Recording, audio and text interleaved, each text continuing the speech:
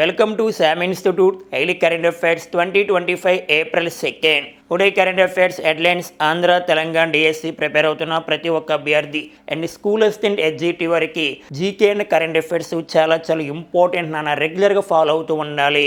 అయితే ఆంధ్రప్రదేశ్లో mega DSC notification వచ్చింది, మనకి డేట్స్ కూడా ఇచ్చారు, ఎగ్జామ్ డేట్స్. ఈ సమయంలో ప్రిపరేషన్ వేగాన్ని బాగా కొనసాగిస్తూ ఉండాలి. ఈసారి మన విజేతలు అవ్వాలి. డైలీ కరెంట్ అఫైర్స్ దాని బ్యాక్గ్రౌండ్ చూస్తూ ఉండాలి. మీ ఫ్రెండ్స్ అందరికీ షేర్ చేయండి అన్న, ప్రతి ఒక్కరికి ప్లస్ అవుతుంది. గ్యారెంటీగా డిఎస్సీలు జీకే అండ్ కరెంట్ అఫైర్స్ సింహభాగం మనకి, ఎందుకంటే మార్క్స్ వచ్చే ఏరియా. స్కూల్ అసిస్టెంట్లో 10 మార్కులు, ఎస్జిటిలో 8 మార్కులు. డైలీ కరెంట్ అఫైర్స్తో పాటుగా పీడిఎఫ్ ఇస్తున్నాం. డైలీ రెగ్యులర్గా ఒక క్వశ్చన్ కూడా ఇస్తున్నాం. మీరు కామెంట్లో పెడుతున్నారు నాన్న, మంచిగా ఇస్తున్నారు, ఆప్షన్ చాలా అద్భుతంగా ఇస్తున్నారు. అలా ప్రిపేర్ అవుతూ ఉండాలి. ఈసారి గ్యారెంటీగా విజయం సాధించాలి. జాబ్ మనకు వస్తుంది, ఎందుకు రాదు నాన్న? స్కూల్ అసిస్టెంట్ అనుకున్నావా, ఎస్జిటి అనుకున్నావా? మనకి ఏం కావాలో మనకు తెలుసు. మన ప్రిపరేషన్ వేగాన్ని అద్భుతంగా సాగిస్తున్నాం. 7 years నుంచి వెయిట్ చేస్తాం ఒక జాబ్ కోసం. అలాంటి జాబ్ ఈసారి మనకు కావాలి. సరే, డైలీ కరెంట్ అఫైర్స్ భాగంగా ఇంట్లో ఫస్ట్ వన్ చూసుకుంటే ప్రవాహు పోర్టల్ వార్తలో ఉంది. మరి ఇటీవల కాలంలో ప్రవాహు పోర్టల్ని ఎవరు ప్రారంభించారు? ఏ బ్యాంకు ప్రారంభించింది? ప్రధానంగా ఏ బ్యాంకు ప్రారంభించింది? దాన్ని సెంట్రల్ బ్యాంక్ ఆఫ్ ఇండియా అంటారు. RBI, reserve bank of India ప్రారంభించింది. దాని ముఖ్య ఉద్దేశం ఏంటి? ఇవన్నీ మాట్లాడుదాం. ఓకే ఫ్రెండ్స్, నెక్స్ట్ మన భారతదేశ జిఎస్టీ వసూలు 2025 ఏప్రిల్. భారతదేశ జిఎస్టీ వసూలు 2025లో ఎంత వసూలయ్యింది? జిఎస్టీ వలన ప్రతి నెలలో కూడా గవర్నమెంట్ ఆఫ్ ఇండియాకి ఆదాయం వస్తుంది. 2025 ఏప్రిల్ మంత్లో ఉన్న కలెక్షన్స్ని మనకి ఈ మంత్ రిలీజ్ చేస్తారు. 2025 మే 1వ తారీఖున. లాస్ట్ మంత్ కలెక్షన్ ఈ మంత్లో రిలీజ్ చేస్తారు. అలా జిఎస్టీని ప్రారంభించిన తర్వాత ఎక్కువ వస్తువులు ఏ మంత్లో వచ్చాయో గుర్తుపెట్టుకోవాలి. అలా ఈసారి జిఎస్టీని ప్రారంభించిన తర్వాత 2025 ఏప్రిల్లో ఎక్కువ కలెక్షన్ వచ్చాయి. అంటే highest GST collection in India. మరి ఎంత కలెక్షన్ అయింది గుర్తుపెట్టుకోవాలి. ఇవన్నీ మాట్లాడదాం. భారతదేశంలో తొలిసారిగా జిఎస్టీ చట్టాన్ని ఏ ఇయర్లో తీసుకొచ్చారు? అసలు జిఎస్టీ ఏ ఇయర్లో అమల్లోకి వచ్చింది? భారతదేశంలో తొలిసారిగా జిఎస్టీ అమల్లోకి వచ్చిన రాష్ట్రం ఏంటి? అంటే జిఎస్టీను అమలు చేసిన రాష్ట్రం ఏంటంటే అస్సాం రాష్ట్రము. భారత రాజ్యాంగంలో జిఎస్టీ గురించి తెలియజేసే రాజ్యాంగ సవరణ చట్టము అంటే 101 అమెండ్మెంట్ యాక్ట్, 101వ రాజ్యాంగ సవరణ చట్టం అంటే జిఎస్టీ గుర్తు రావాలి. జిఎస్టీ అంటే కేంద్ర పరోక్ష పన్ను. ఇవన్నీ మాట్లాడదాం. Okay friends, next one AP డీజీపీగా హరీష్ కుమార్ గుప్తా.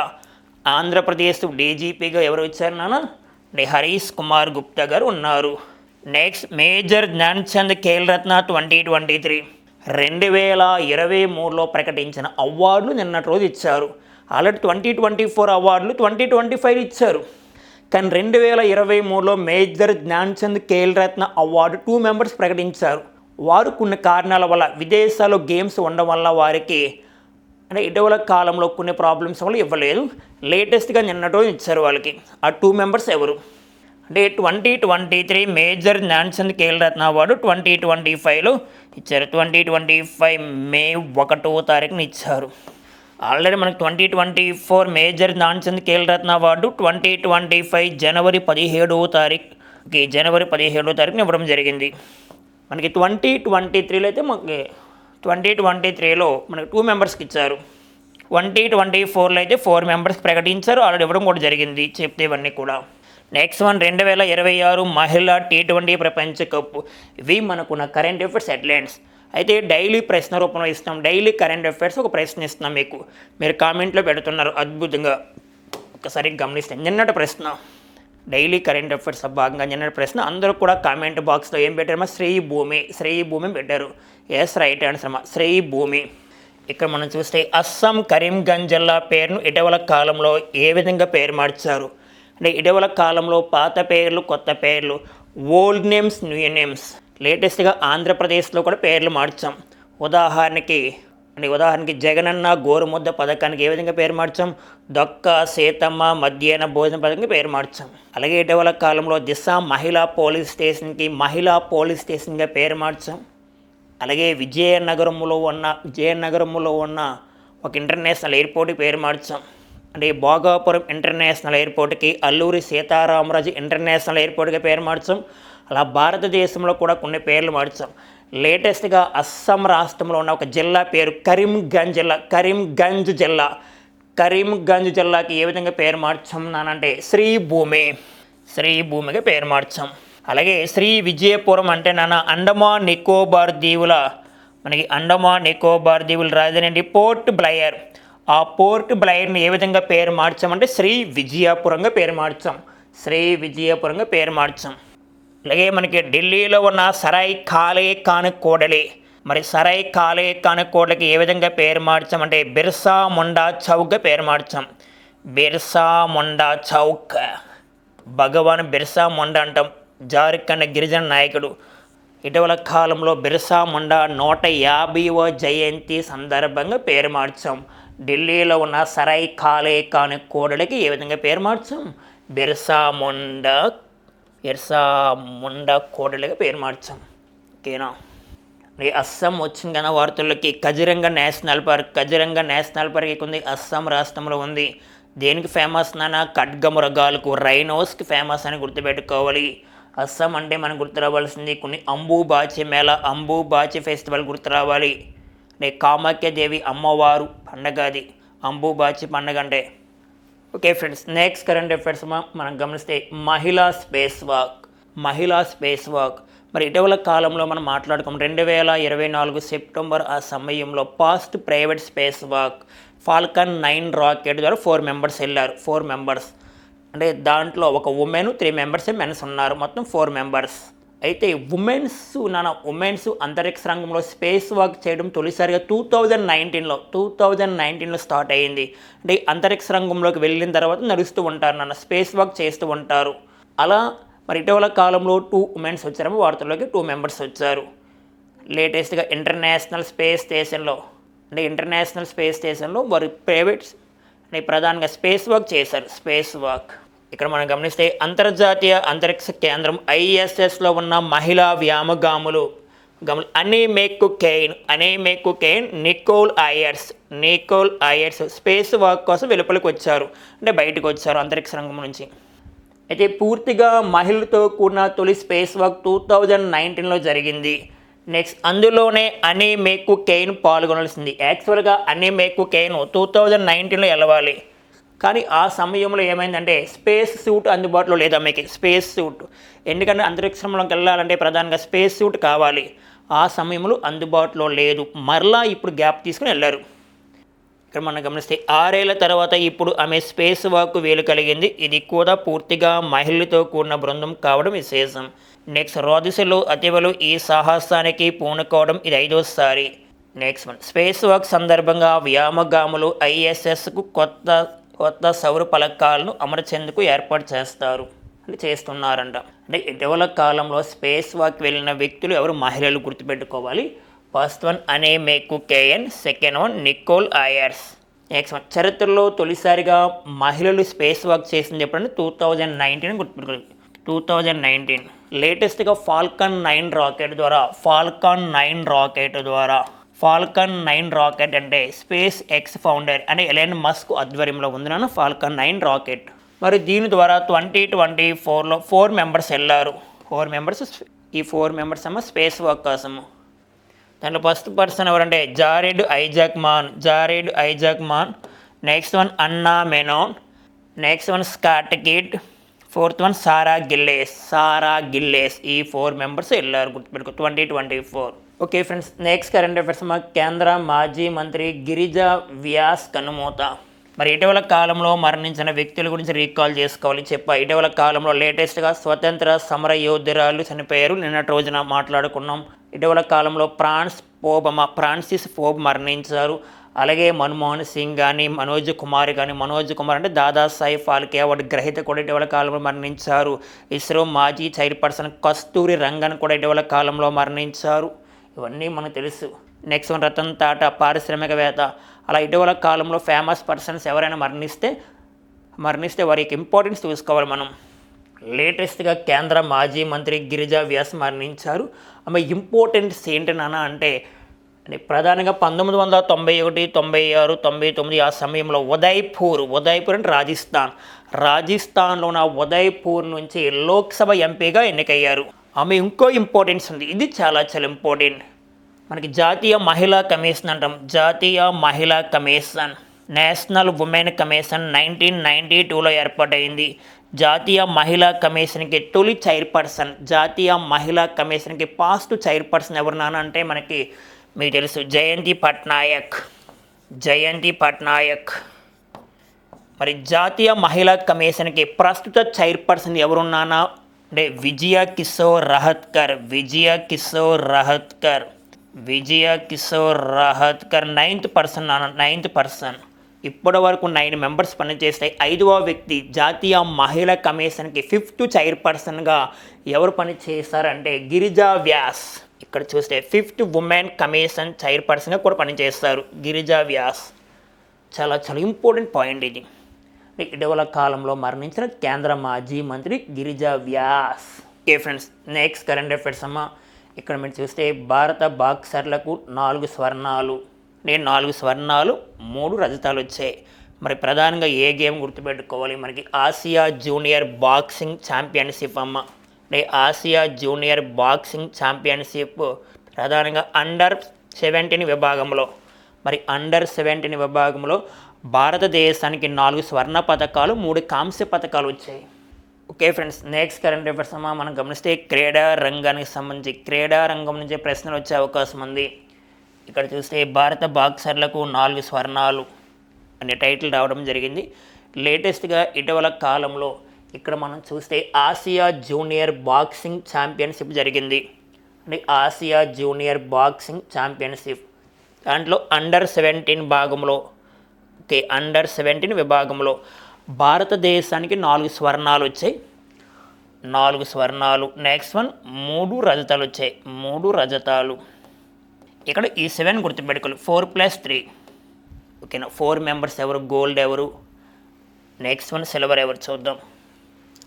ఇక్కడ ఈ 4 మెంబర్స్ అమ్మ గోల్డ్ సాధించారు. గోల్డ్.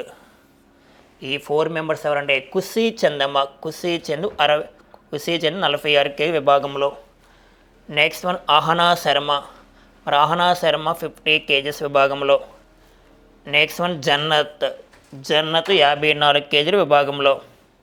నెక్స్ట్ వన్ వన్సిక లేదా అన్సిక 80 kg విభాగంలో మనకి స్వర్ణ పథకాలు సాధించారు. చాలా ఇంపార్టెంట్ నాన్న. ఏంటంటే మనకి ప్రధానంగా ఆసియా జూనియర్ బాక్సింగ్ ఛాంపియన్షిప్లో అండర్ 17 విభాగంలో స్వర్ణ పథకాలు సాధించింది. Gold 4 members. First one Khushi Chand, second one Aahana Sharma, third one Jannat, fourth one Vanshika లేదా అన్సిక. ఇదే సమయంలో రజతాలు అందించింది మొత్తం 3 మెంబర్స్. ఒకటి Simran Jeet Kaur, next Harshika, next one Devan's. ఓకేనా.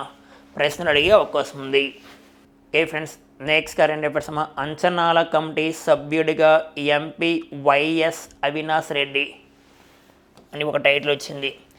ఇక్కడ మనం గమనిస్తే లోక్సభ స్పీకర్ ఓం బిర్లా 2025-26 ఆర్థిక సంవత్సరానికి అంచనాల కమిటీని ఏర్పాటు చేస్తారు. 2025-26 ఆర్థిక సంవత్సరానికి అంచనాల కమిటీని ఏర్పాటు చేసిన Lok Sabha speaker Om Birla. Next YSRCP MP YS Avinash రెడ్డితో పాటుగా 30 మంది సభ్యులకు ఈ కమిటీలో చోటు దక్కిందంట.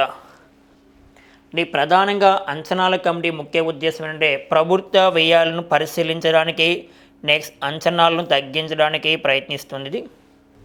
Okay friends, next current affairs అమ్మ. భారత జీడిపి వృద్ధి రేటు 6.5 నుంచి 6.7% ఉండవచ్చంట.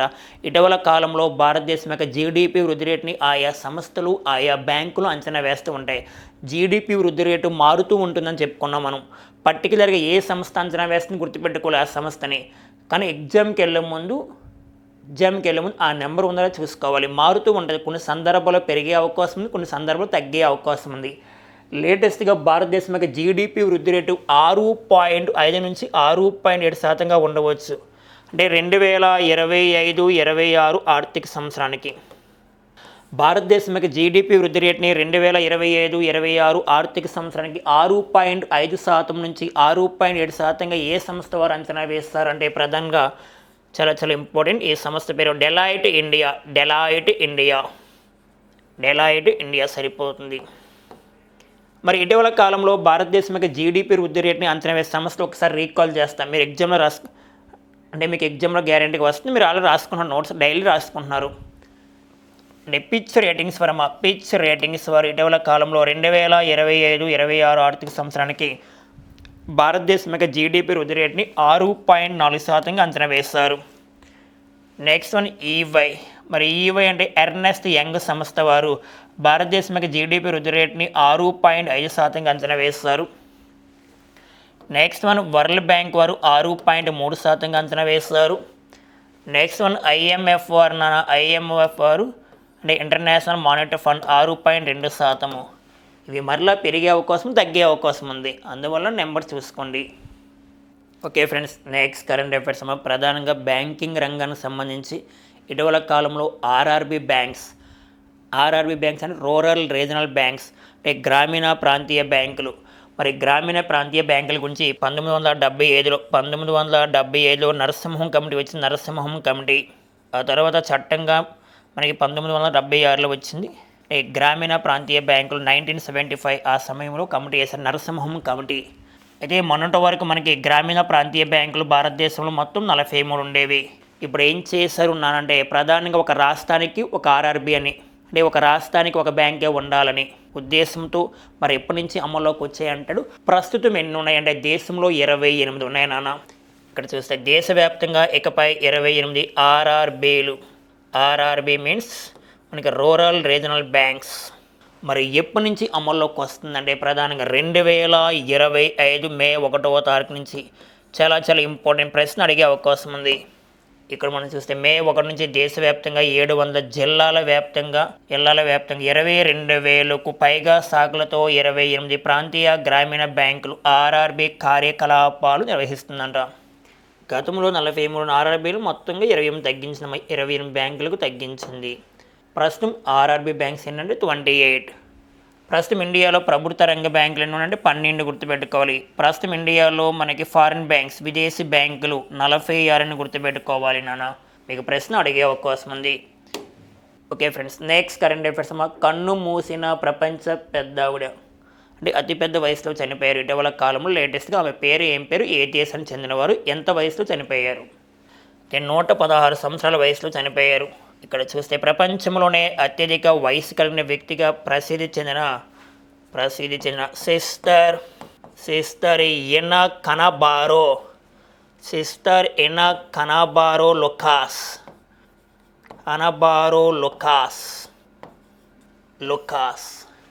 మరి ఏ దేశం అంటే బ్రెజిల్ అని గుర్తుపెట్టుకోవాలి. బ్రెజిల్ దేశం. ఈమె 1908 మే 27వ తారీఖున జన్మించిందను. మే 27వ తారీఖున జన్మించింది. ఇటీవల కాలంలో 116 సంవత్సరాల వయసులో చనిపోయిన ఒక బామ్మగారు ఏ దేశం అన్న బ్రెజిల్. ఆమె అంటే ప్రధానంగా బామ్మగారి పేరు పెట్టుకోవాలి సిస్టర్ ఎనా కనాబారో లుకాస్. ఇటీవల కాలంలో 116 సంవత్సరాల వయసులో చనిపోయారు. Important. Okay friends, next current affairs మరి ఇటీవల కాలంలో ఆర్ఆర్బీ బ్యాంకులు చూసాం. మరలా లేటెస్ట్గా మనకి RBI reserve bank of India ఒక పోర్టల్ని ప్రారంభించింది. ఆ పోర్టల్ ఎప్పుడు ప్రారంభించింది, దాని ముఖ్య ఉద్దేశం ఏంటి, ఎప్పటి నుంచి అమల్లోకి వచ్చింది, ఏ బ్యాంకు వారు ప్రారంభించారంటాడు. ఈ పోర్టల్ పేరు ప్రవాహు పోర్టల్. దీన్ని ప్రారంభించింది 2025 ఏప్రిల్ 28న. ఎవరు ప్రారంభించారు? RBI reserve bank of India. మరి ఎప్పటి నుంచి అమల్లోకి వస్తుందంటే మే 1, 2025 నుంచి అమల్లోకి వచ్చింది ఆల్రెడీ. దీని ప్రధాన ఉద్దేశం నియంత్రణ ఆమోద ప్రక్రియలో పారదర్శకతను పెంపొందించడానికి. నెక్స్ట్, అన్ని బ్యాంకులు, ఆర్థిక సంస్థలు మరియు నియంత్రణ సంస్థలు ఈ పోర్టల్ ద్వారా లైసెన్స్ అధికారాలు మరియు ఆమోదాల కోసం దరఖాస్తులను తప్పనిసరిగా సమర్పించాలని ఆర్బీఐ ఆదేశాలు జారీ చేసింది. అంటే ఎటువంటి మోసాలు లేకుండా ఈజీ ప్రాసెస్, తక్కువ సమయంలో ఎక్కువ సర్వీస్ని అందించడానికి ప్రజల కోసము ఇటీవల కాలంలో ఆర్బీఐ ప్రారంభించింది. గతంలో ఆర్బీఐ కొన్ని పోర్టల్ని ప్రారంభించింది. దాంట్లో దక్స్ అనే పోర్టల్ని కూడా ప్రారంభించింది RBI reserve bank of India. అలాగే ఉత్కృష్ట్ అనే పోర్టల్ని కూడా ప్రారంభించింది. ఆర్బీఐ ప్రజెంట్ ఆర్బీఐ గవర్నర్ పనిచేస్తుంది సంజయ్ మల్హోత్రా, 26th గవర్నర్ సంజయ్ మల్హోత్రా వచ్చిన తర్వాత ఆర్బీఐ రెపో రేట్ని 2 times తగ్గించారు బేస్ పాయింట్లని. ఇదే ఇయర్లో 2025లోనే ఆర్బీఐ రెపో రేట్ని 2 times తగ్గించారు. గతంలో 6.50% నుంచి 6.25%గా తగ్గించారు ఫస్ట్ టైం. మరలా 6.25% నుంచి 6% తగ్గించారు. ప్రస్తుతం ఆర్బీఐ రెపో రేటు ఎంతంటే 6%. ప్రస్తుతం ఆర్బీఐ గవర్నర్ సంజయ్ మల్హోత్రా గుర్తుపెట్టుకోవాలి. సంజయ్ మల్హోత్రా వచ్చిన తర్వాత 2 times తగ్గించారు ఆర్బీఐ రెపో రేట్ని. Okay friends, next current affairs భారతదేశ జీఎస్టీ వసూలు 2025 ఏప్రిల్. ఇక్కడ మనం గమనిస్తే జీఎస్టీ చట్టాన్ని 2016లో తీసుకొచ్చాం. 2016లో జీఎస్టీ అమల్లోకి వచ్చింది 2017 జూలై 1. ఈ జూలై 1 ఇంపార్టెన్స్ ఏంటంటే ప్రతి సంవత్సరం జీఎస్టీనే జరుపుకుంటాం. జీఎస్టీ అమల్లోకి వచ్చి 2017 జూలై 1. భారతదేశంలో తొలిసారిగా జీఎస్టీ అమల్లోకి వచ్చిన రాష్ట్రం ఏంటంటే అస్సాం రాష్ట్రము. అస్సాం. మరి జీఎస్టీ గురించి తెలియజేసే రాజ్యాంగ సవరణ. భారత రాజ్యాంగంలో ఏ రాజ్యాంగ సవరణ చట్టం తెలియజేస్తుందంటే 101st అమెండ్మెంట్ యాక్ట్, 101వ రాజ్యాంగ సవరణ చట్టం జీఎస్టీ. జీఎస్టీకి నినాదము one nation, one tax, one market. One nation, one tax, one market నాన్న. Okay, one nation, one tax, one market. మరి జీఎస్టీకి ప్రచారకర్తగా ఎవరు ఉన్నారన్న అంటే అమితాబ్ బచ్చన్ గారు ఉన్నారు. అమితాబ్ బచ్చన్.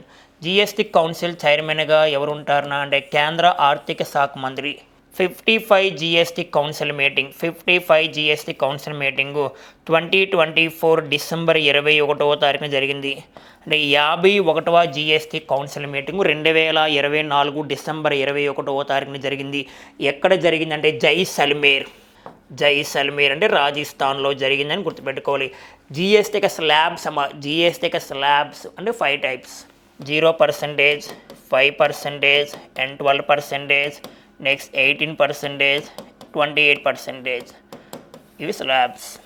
మరి జీఎస్టీ వలన ఆదాయం గవర్నమెంట్ ఆఫ్ ఇండియాకి ప్రతీ నెలలో వస్తుంది. ఈ ప్రతీ నెల వచ్చే ఆదాయం మనం గుర్తుపెట్టుకోవాల్సిన అవసరం లేదు. మరి ఏ మంత్లో ఎక్కువ కలెక్షన్ వచ్చినా అది ప్రధానంగా గుర్తుపెట్టుకోవాలి. అంటే హైయెస్ట్ జీఎస్టీ కలెక్షన్ ఇండియా. జీఎస్టీని ప్రారంభించినప్పటి నుండి ఇప్పటి వరకు ఏ నెలలో ఎక్కువ వస్తువులు అయిందంటే రికార్డు స్థాయిలో ఈ మంత్న 2025 ఏప్రిల్ మంత్లో, అంటే 2025 ఏప్రిల్ మంత్లో కలెక్షన్ మనకి 2025 మే 1వ వచ్చింది. అందువలన అద్భుతం. ఇక్కడ చూస్తే 2025 ఏప్రిల్ జీఎస్టీ వసూలు 2.37 లక్షల కోట్లు. గత ఆర్థిక సంవత్సరం 2024 ఏప్రిల్తో పోల్చుకుంటే ఎంత శాతం పెరిగిందంటే 12.6% పెరిగింది. Highest GST collection India. దీని రికార్డుని ఇప్పుడు వరకు ఎవరు కొట్టలేదని అర్థము. అంటే ఏ మంత్లో కూడా రాలేదు. ఒకవేళ ఎప్పుడైనా ఈ నెంబర్ని దాటిపోతే గుర్తుపెట్టుకోండి, సెకండ్ హైయెస్ట్ జీఎస్టీ కలెక్షన్ మనకి 2024 ఏప్రిల్ జీఎస్టీ వసూలు 2.10 లక్షల కోట్లు. నెక్స్ట్ వన్ 2025 మార్చ్ జీఎస్టీ వసూలు 1.96 లక్షల కోట్లు. ఈ 3 గుర్తుపెట్టుకోండి.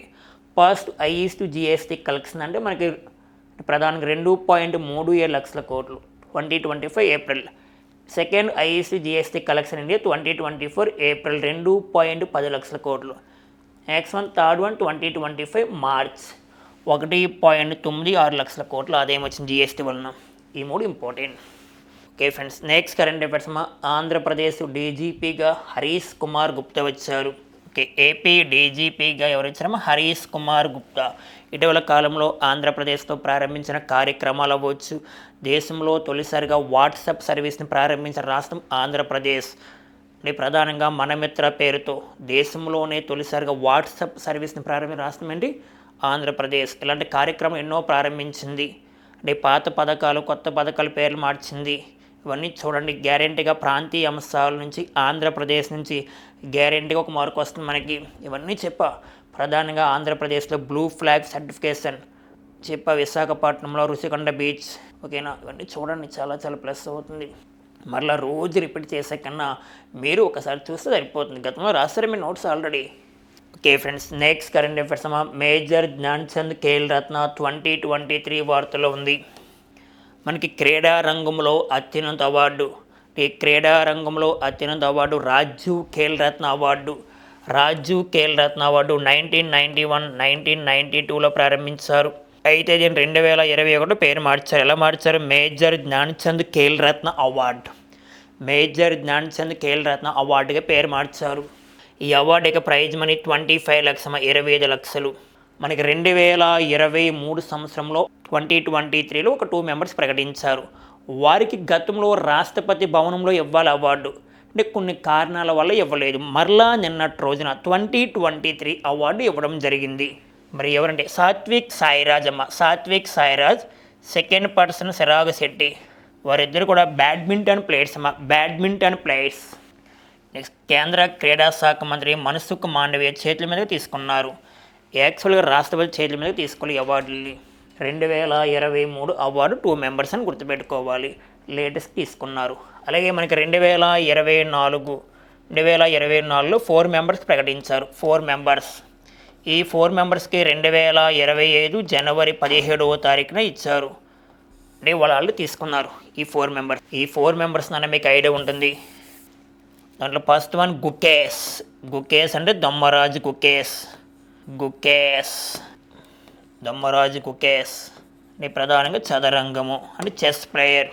సెకండ్ వన్ హర్మన్ ప్రీత్ సింగ్ అమ్మ. హర్మన్ ప్రీత్ సింగ్ ఎవరు నాన్న? హాకీ. ఇంపార్టెంట్ ఇది అని ప్రశ్న వస్తుంది. నెక్స్ట్ వన్ థర్డ్ వన్ ఎవరంటే ప్రవీణ్ కుమార్ పారా అథ్లెటిక్ అంటే వికలాంగుడు. ప్రవీణ్ కుమార్ ఎవరు నాన్న? వికలాంగుడు. ప్రధానంగా హై జంప్ ప్లేయర్ అమ్మ, హై జంప్ క్రీడాకారుడు. నెక్స్ట్ వన్ మీకు తెలుస్తున్నాను మను బాకర్. ఫోర్త్ వన్ మను బాకర్, షూటింగ్. ఈ 4 మెంబర్స్కి 2024 అవార్డు 2025లో ఇచ్చారు. Okay friends, next current affairs 2026 మహిళల T20 ప్రపంచ కప్ వార్తలో ఉంది. మనకి 2026లో గ్లాస్గో అంటే స్కాట్లాండ్లో ఒక గేమ్ జరుగుతుంది. ఏంటన్నా ప్రధానంగా మీకు తెలుసు కామన్వెల్త్ గేమ్స్ 2026. అలాగే మరలా లేటెస్ట్గా మనకి మహిళా T20 ప్రపంచ కప్పు 2026లో జరగవలసి ఉంది. ఎక్కడ నానా అంటే మనకి ఇంగ్లాండ్. ఇక్కడ మనం చూస్తే 2026 జూన్ 12న ప్రారంభమవుతుంది. నెక్స్ట్ వన్ ఫైనల్ మ్యాచ్ ఇంగ్లాండ్లో లార్డ్స్లో జరుగుతుంది. మన లార్డ్స్ స్టేడియంలో. ఇప్పుడంటే జూలై 5వ తేదీన. మొత్తం 33 మ్యాచ్లు జరుగుతాయని ఎవరు అనౌన్స్మెంట్ చేశారంటే ఐసీసీ వారు. మరి ఐసీసీ అంటే ఇంటర్నేషనల్ క్రికెట్ కౌన్సిల్. ఇది 1909లో ఏర్పాటైంది. దీని ప్రధాన కార్యాలయం దుబాయ్ అంటే UAE means United Arab Emirates. Present ICC చైర్పర్సన్గా పనిచేస్తుంది ఎవరు నాన్న అంటే జైసా. ఐసీసీ ప్రెసిడెంట్గా పనిచేస్తుంది జైసా.